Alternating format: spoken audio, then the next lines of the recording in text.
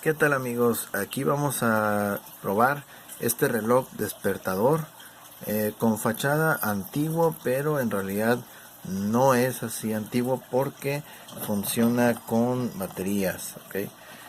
Ahí están las baterías ya colocadas. Las condiciones son excelentes de este reloj, está muy simpático, muy agradable.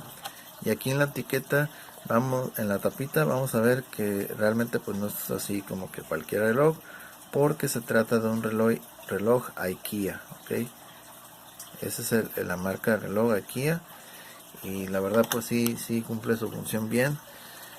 Ya tengo activada atrás la alarma, simplemente le voy a dar a adelantar el horario para que llegue a las 10 de la noche o de la mañana.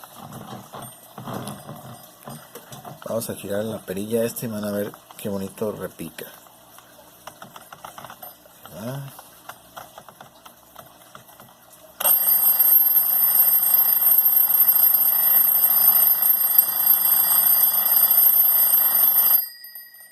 Ok, ahí lo vieron. Okay. El reloj repica muy suave, está muy agradable. Una fachada antigua, pero que utiliza dos pilas AA. Igual le podemos quitar la alarma con este interruptor que está aquí y ya no va a sonar. Ok, ahí lo tienen, reloj IKEA despertador con campanita. Ok, saludos, cualquier cosa estamos a la orden. Gracias.